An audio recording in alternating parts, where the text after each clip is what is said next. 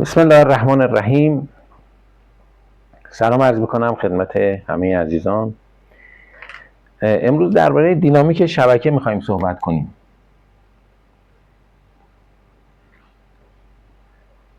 دینامیک شبکه یعنی چه؟ هر شبکه بلوری که ما توی فیزیک حالت جامد مبحث اصلی تمام این علمه، تحت شرایطی ارتعاش میکنه. مثلا وقتی که یک موج صوتی بهش برخورد میکنه با بسامدهای کم، یا یه موج فراسوتی بهش برخورد میکنه، اولتراسونیک، با بسامدهای بیشتر، یا این ماده گرم میشه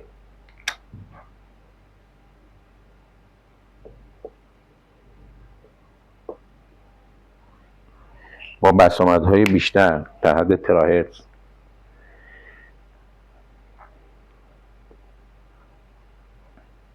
این 10⁻6، این 10⁻10 تا 10⁻12 هرتز. صوتی هم کمه. خب این به نحوی در ماده منتشر میشه. ما درباره انتشار صوت یا امواج ارتعاشی دیگر میخوایم صحبت کنیم. گاهی این رو ما گرم شدن رو به اغتشاش گرمایی هم تعبیر میکنیم.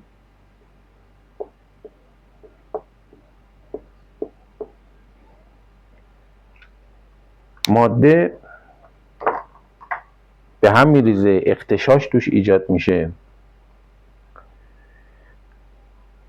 مخصوصا اگر گرم شدن به نوع خاصی باشه. اگر شما ماده رو خیلی سردش کنید، خیلی سرد کنید، ماده را سرد کنید، مثلا بتونید به 0 کلوین برسونید، باز هم ارتعاش این اتم ها خیلی، یعنی به 0 نمیرسه، یه ارتعاش کوانتومی میمونه. ما میخوایم ببینیم اینا فرایندهایی که مربوط به دینامیک اتم ها توی شبکه هست چگونه منتشر میشه و چه قوانینی بر اینها حاکم است. فعلا هم نگاهمون، یعنی تو این بخش از صحبت‌های من کلا کلاسیکیه، بعداً به کوانتومیش هم میرسیم.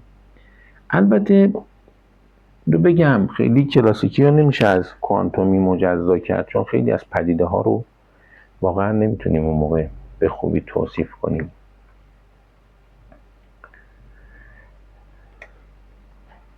این ثابت شبکه است.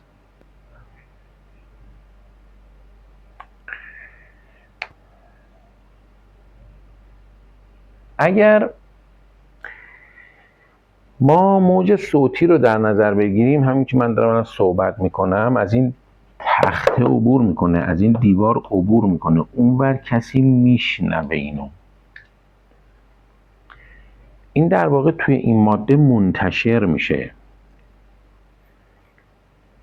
این ارتعاش مثل موج منتشر میرسه به اونور. اما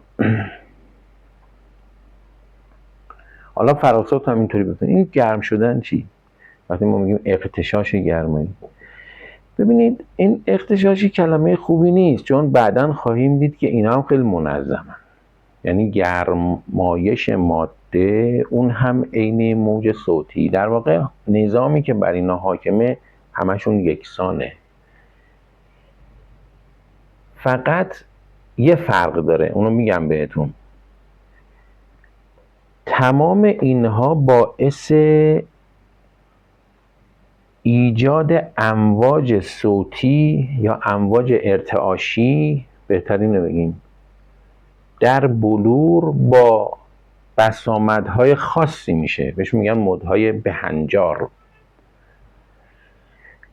فقط وقتی که ما مثلا گرم میکنیم تعداد بسامدهای بیشتری رو تحریک میکنیم. فرقش اینه، نه اینکه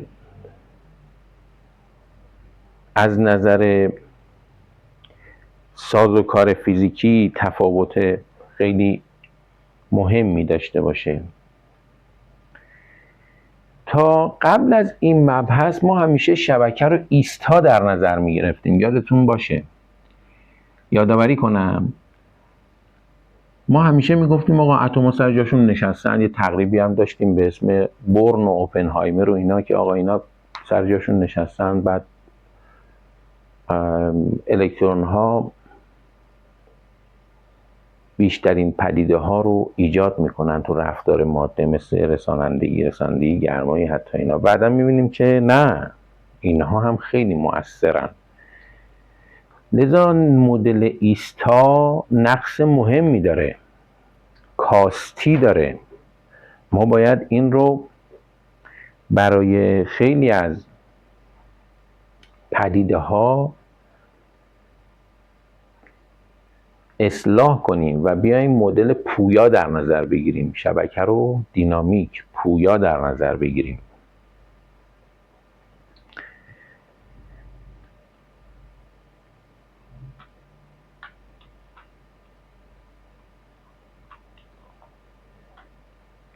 ما معمولا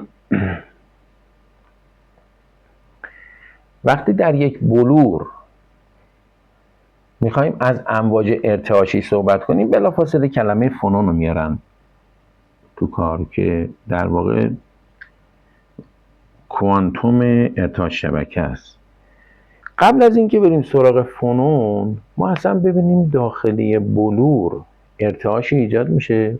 از نظر کلاسیکی خواهید دید که بسامدی که داخل این به وجود میاد از نظر کلاسیکی بسامدهای خاصیه به دلیل محدودیت هایی که ما داریم و اینهان که مسئول همه این رفتارهای ارتعاشی، صوتی، فراسوتی، گرم شدن. من یه نمونه رو براتون بگم. مثلا فرض کنید که داخل، برای اینکه اینو خوب درک کنیم میخوام یه مثال شبیه اینو بیارم، این نیستش ولی شبیهش. مثلا رو سطح دریاچه، شما روی سطح دریاچه اگر حالا خیلی آرام باشه، صاف باشه، یه دونه موج ایجاد میکنید. این مثلا یه نقطه رو به نوسان در میاد، بعد این شروع میکنه به منتشر شدن. مثلا اگر سطح خیلی آرام باشه و نمو همسنگرد و اینا، یه موج سطحی مثلا دایره ایجاد میکنه و این منتشر میشه. توی بلور هم همین طوره. یعنی اگر شما مثلا، اینجا چون من پروژکتور ندارم نمیتونم عکسشو بندازم، ولی تو اون جزوهایی که به بچه ها میدم عکسشو میارم. مثلا یه بلور سیلیکون، این آزمایش انجام شده. اینو خیلی خیلی سردش میکنن که تمام این مودهای مختلف حذف بشه. بعد میان یه نقطهشو تحریک میکنن، این شروع میکنه عین انگار یه موجی کاملا منتشر میشه و اینو میشه عکس برداری کرد. در واقع این یه مود ارتعاشیه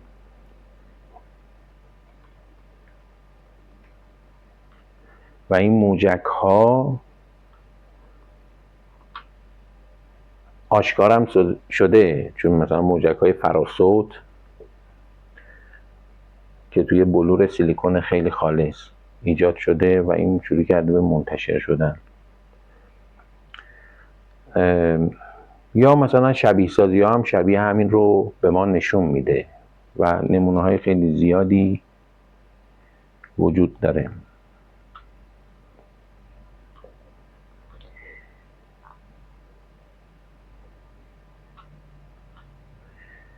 ما وقتی که از انتشار امواج در بلورها یا در مواد جامد صحبت میکنیم، یه کلمه رو خیلی زیاد به کار میبریم، امواج کیسان.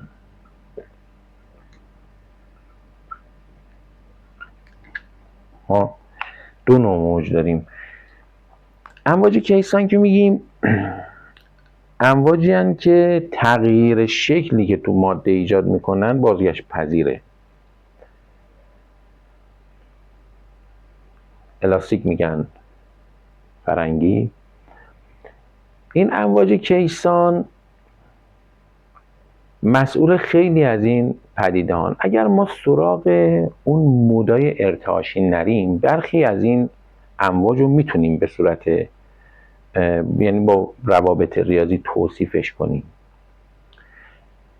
وقتی که لاندایی که اینجا ایجاد میشه، یعنی این وقتی شروع میکنه به ارتعاش کردن، نوسان کردن،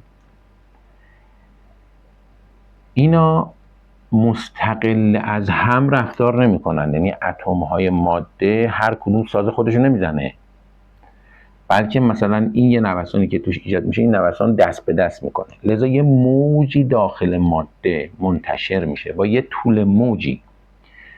حالا این طول موج چقدر هستش و اینا من الان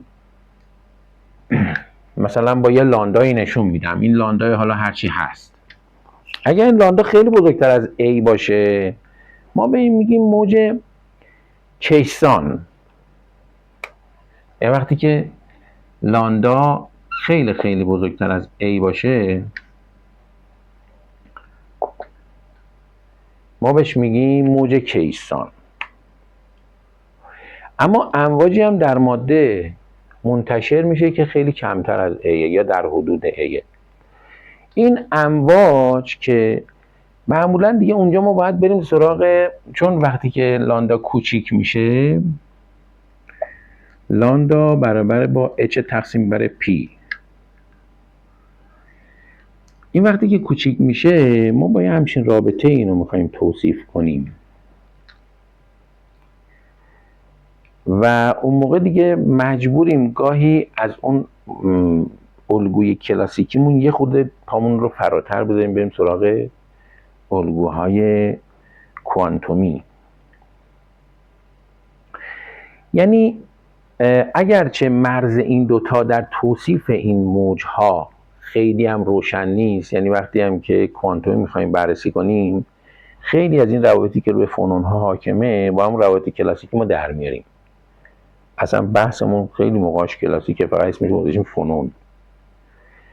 اما حالا میشه گفت به طور کیفی که یه مرزی بین این دوتا ما ایجاد کنیم، مثلا این در حدود یا کوچکتر از A باشه، اینو میگیم کوانتومی، اینو میگیم کلاسیک، که میگیم کلاسیکی.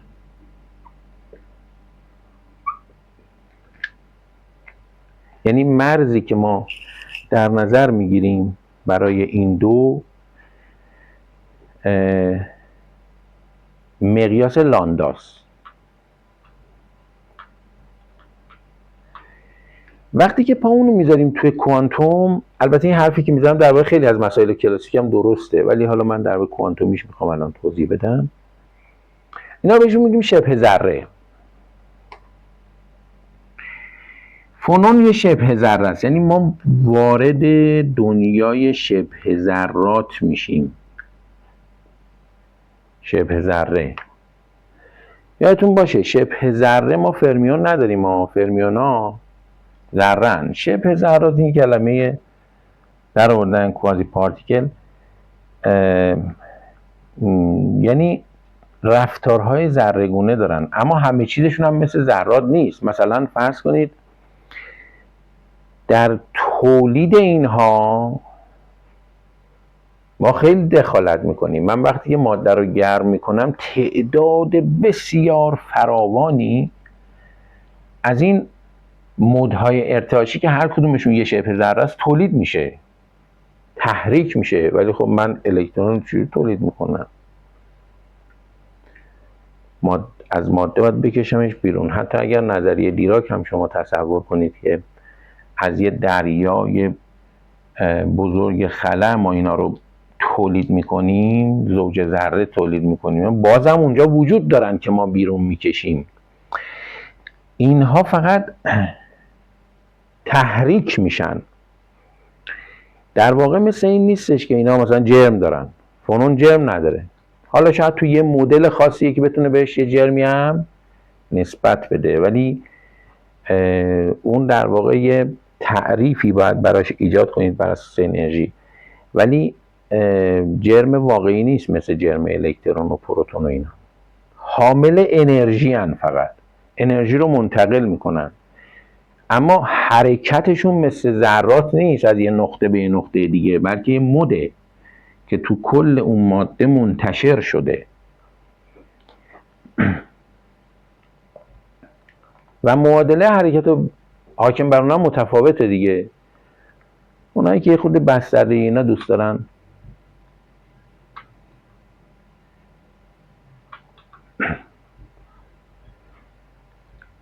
بعدن میخونن یا حالا نگاه کردن، اینا بهشون میگن یه مثلا یکی از نمودهای انتشارگرای بوزونی هست. شبه ذرات اینطوری هست، بهشون میگن انتشارگر بوزونی. خب خود کلمه فنون هم که از فون اومده دیگه، فون، یه او ان هم جسموندن اینو انداختن یه رو، اون همون که یا چه تسخیره. فون یعنی صدا، پژواک، در واقع یه صوتکه، یعنی یک واحد خیلی کوچک از صوت. بازم یادآوری کنم اگر ما برگردیم به این تعاریف اولیه‌مون از همین دیدگاه کوانتومی بخوام اینا رو با هم دیگه تطبیق بدم، خب صوت لانده هاشون بلنده، فراستی کوچیک میشه، گرمشی خیلی کوچیکه. صوتی ها بس آمده خیلی کمن، فراستی ها حول و حوش مثلا 10⁻6 هرتز و البته متغیره 10⁻4 5 6 اینا. گرمایش دیگه میره سراغ 10⁻10 10⁻12 اینا. این مفهوم فنون رو هم اولین بار یه شخصی به اسم ایگور یوگنیویچ تام، یه همچین اسمی داره، TAMM، دانشمند بزرگه،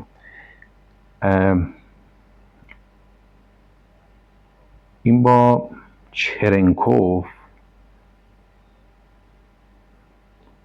سال 1958 تا جایی که یادمه جایزه نوبل گرفت در توصیف تابش چرنکوف. تابش چرنکوف از اون تابش‌های فوق‌العاده مهمه. این اولین بار اینو مفهوم معرفی کرده و محاسباتش رو انجام داد و اینها، و حتی حالتهای سطحی توی ماسفتا و اینا که توی نیمه هادی الکترونیک نیمه هادی و اینا خیلی مهمه، همین ایشون معرفی کرد.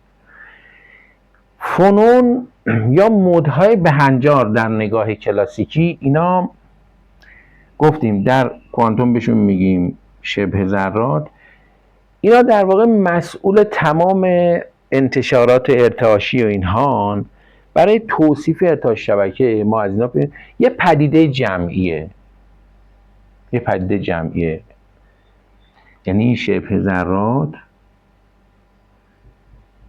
پدیده دست جمعیه. یه تعداد باید باشن، مثلا یه اتم فنون براش معنی نداره، باید یک زمینه‌ای وجود داشته باشه که موجی رو اینا به طور هماهنگ منتشر کنن. به همین دلیل ما به اینا میگیم کلکتیو مود یا کلکتیو فنومنا، پدیده های دست جمعی. یعنی باید یه تعداد از اینها وجود داشته باشن و از اینا هم زیاد شما بعداً هم میبینید، بعضیاشون هم دیدید، مثلا اکسیتون، جفت الکترون حفره، نمیدونم بوگولون، مگنون، چیزهای مختلفی که اونایی که کار تحقیقاتی میکنن اسکرمیون و نمیدونم و هر چیز دیگه، هر چیزی دیگرک، دیگرچه میشه اسمشو گذاشت، هر چیزی اسمش میشه گذاشت. که حالا تو بحث ما ارتعاش‌های اتمیه، اینا بهش میگن مدای جمعی. ما میخوایم حالا اینجا درباره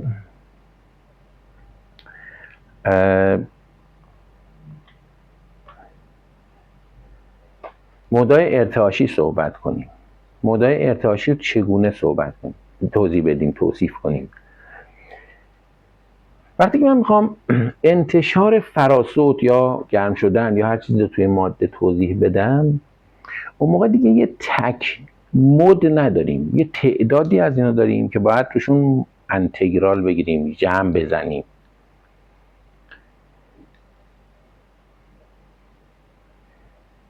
موجهایی که داخل یک ماده با اون مدهای نرمال، مدهای بهنجار منتشر میشن، ما باید اونا رو پیدا کنیم. هر ماده‌ای هم با ساختارهای خودش یه دسته مود بهنجار خاص داره. یعنی چی یه دسته؟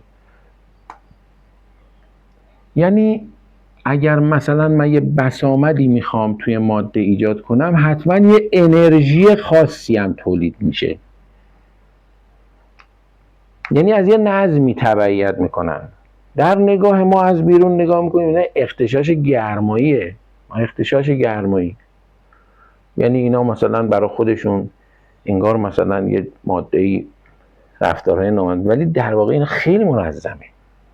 یعنی کسی که یه مقدار توی موضوع مکانیک ماده، رفتارهای مکانیکی و رفتارهای متنوع ماکروسکوپیک ماده به بلوغ رسیده باشه، اصلا از این هیچ موقع همچین چیزایی رو مثل اغتشاش و فلان و اینها رو مگر اینکه فقط بخواد همینطوری بیان کرده باشه، و الا چنین چیزهایی تو کتش نمیره. حتی توی موضوعاتی مثلا ضربات خیلی شدیدی که با ماده وارد میشه، که اونجا دیگه حالا بستگی به ضربه، اونجا دیگه بسامد خیلی متنوعه. ممکنه هر قسمتی از ماده هم به یه صورتی رفتار کنه، باز اونجا هم دوباره ما اغتشاش نداریم، اونجا هم خیلی منظمه. حتی اگر ماده پاره بشه، مثلا فرض کنید یه تیراهنی میاد میخوره زمین، یه تیکش پاره میشه، آهن خب سخت پاره میشه، ولی فرض کنید این کنده بشه، باز هم اونجا یه مدی دخالت کرده. اینا اصلا نامنظم نیستن. حتی اگر ماده خرد بشه، یعنی شما یه ماده‌ای داشته باشید این خرد بشه تو اثر ضربات خیلی مهلک، به همین دلیل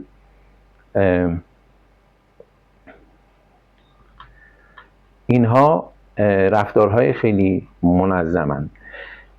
پس شبه ذرات تعداد زیادی ویژگی داشت که با ذرات متفاوته. یکیش این بود که اینا پدیده‌های جمعی ان، نمیدونم، بعد ماده رو انتقال نمیدن روی همون دریاچهه، اینجا نمیتونه ماده رو منتقل کنه روی اقیانوس. هیچ موقع یه قایق اینجا باشه نمیره اینجا دیگه، مگر اینکه موج چیز داشته باشه، و الا با اینا نمیره یا باد بوزه. این مباحثه انتقال جرم نمیشه، انرژی منتقل میکنن، چیزهای مختلفی. این نظریه ها مقدمات هم داره دیگه. ما مقدماتش رو البته خب یه مقدارش رو به خود مخاطبمون وا میگذاریم. دلیلش هم اینه که من بعد اون موقع برم مثلا بیام صورت گروه، صورت فلان، نمیم نظریه کیسانی، نظریه مومسانی، چیزهای مختلف رو درس بدم که اینا دیگه کار ما نیست. اون قدری که لازم باشه و توی این درس نیازه، اگر ما بهش برخورد کردیم توضیح خواهم داد. من تو اینجا یه عرض کنم خدمتتون یه توضیحی درباره ساده ترین اشکال تولید مدهای بهنجار و فانون‌ها و اینا هم توضیح بدم. این نظریه‌هایی که و تقریبایی که به کار میبریم که مهمترینشون تقریب هماهنگه. تقریب هماهنگ، هم آهنگ یا هارمونیک.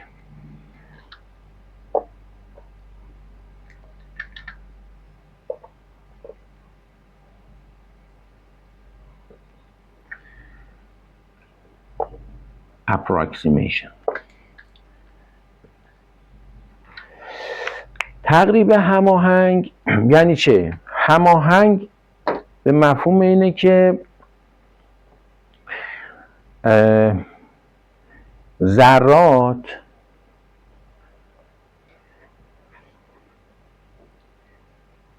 البته اونم که ما میگیم تقریب هماهنگ به مفهوم این نیست هماهنگ نیستن، ولی این کلمه هماهنگ به مفهوم اینه که در تقریب اول اینها شبیه به ذراتی رفتار میکنن که متصل به یه فنرن، یعنی از تقریب حک استفاده میکنیم توی این، به این معنی که وقتی من میخوام نیروهای بین این ذرات رو مدل کنم، چون ببینید ما تا الان مواجهمون با رفتارهای ماده تا قبل از این مبحث عمدتاً متمرکز بود بر الکترون ها، ولی وقتی ما اتم داریم و میخوایم ارتعاشات شبکه رو بررسی کنیم، اینجا دیگه اون مدل ایستا که اتم ها داخلش هستن اون رو کنار میذاریم، الکترون ها رو هم فعلا نادیده میگیریم کامل. بعد فرض میکنیم که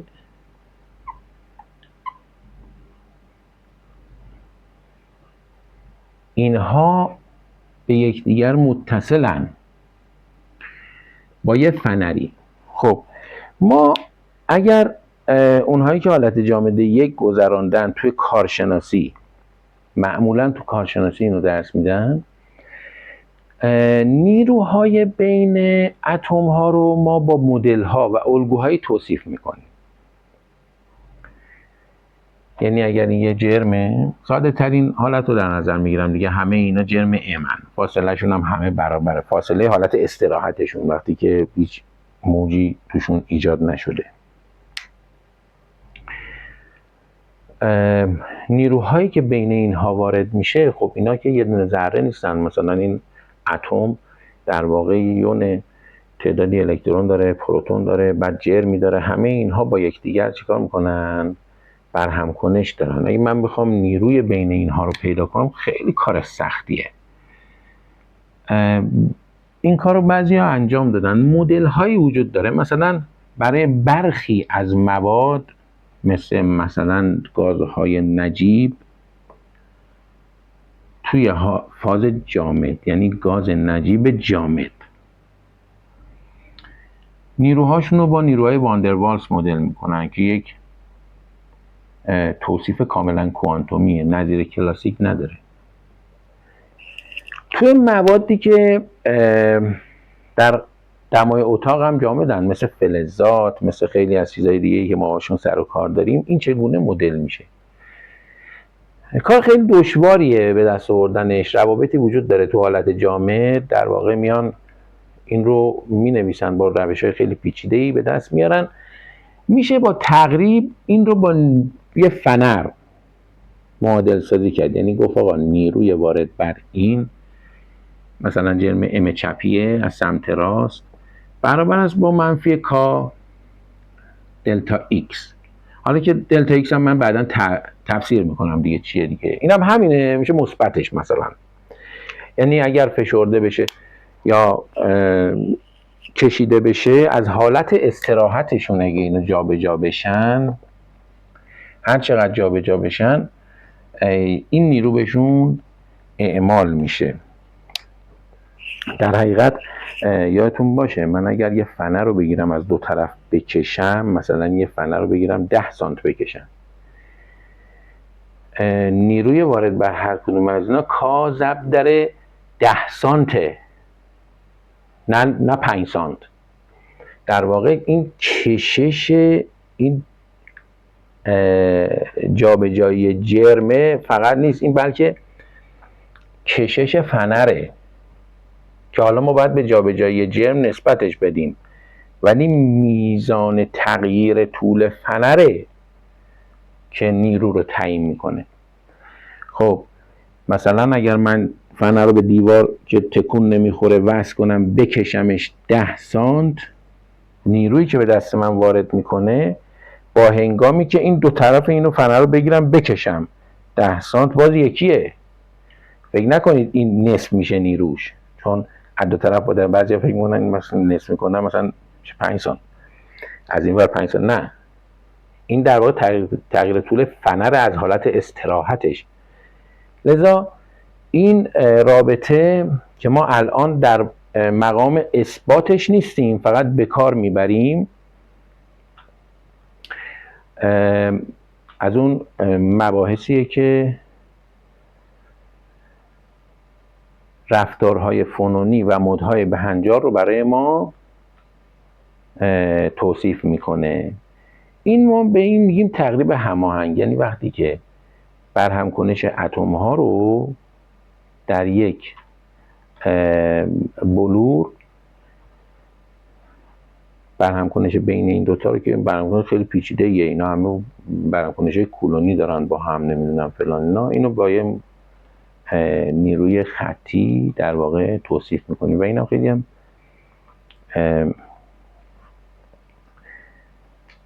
پذیرفته است، چون خیلی از روابط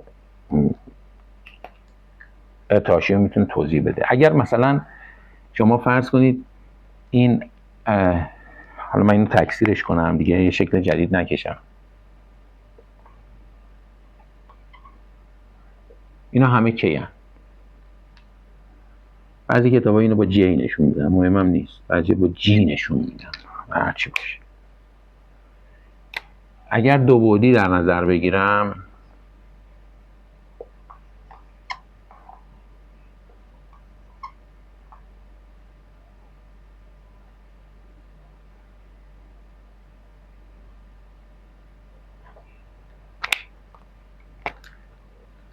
یه همچه حالتی بین اینا هم همین هست. اگر بلورمون مثلا مکعبی ساده باشه و همه اتم‌ها یکی باشن از این حرفا، من میتونم این رو با همین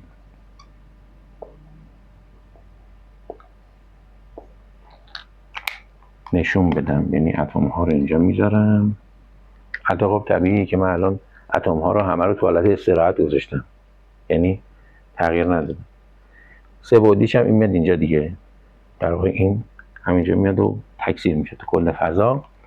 اگر من یکی از اینا رو بکشم، این شروع میکنه ارتعاشش رو منتقل میکنه به همه اینها و این منتشر میشه با یه بسامدی.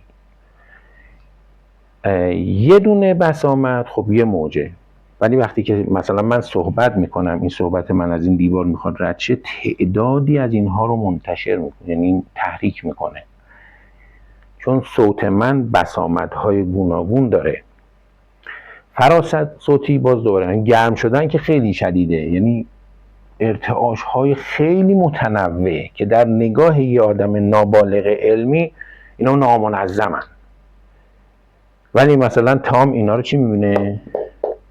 رفیق چرنکوف اینا رو منظم میبینه. و ما بر اساس همین تقریب هماهنگ میتونیم چیکار کنیم؟ اینا توصیف کنیم. خب این مقدمه ای از اینکه اصلا ما چطور میخوایم دینامیک شبکه رو توصیف کنیم و محاسباتش رو در ویدیوهای آینده براتون توضیح میدم. حتما این مقدمات رو شما توی شبکه‌های رایج اطلاعاتی مثل نمیدونم اینترنت و یا کتاب‌های متنوع حتما مطالعه کنید. توی کاخیراز هم اونایی که با ما درس دارن اینا رو به صورت مفصل داره که ما حالا مجبوریم، چون این در واقع هم کلاسمون دیر تشکیل شده و زودتر هم یه چیزی یاد بگیریم از اینا. شاید اون محاسبات خیلی پیچیده چیز رو انجام ندیم، ولی من تمام مقدمات و روش‌های ریاضی رو به طور دقیق و کامل سعی میکنم جوری توضیح بدم که اگر کسی خواست اونم بخونه راحت متوجه بشه و بتونه محاسبات انجام بده. فعلا به خدای مهربون میسپارمتون. خدا نگهدار.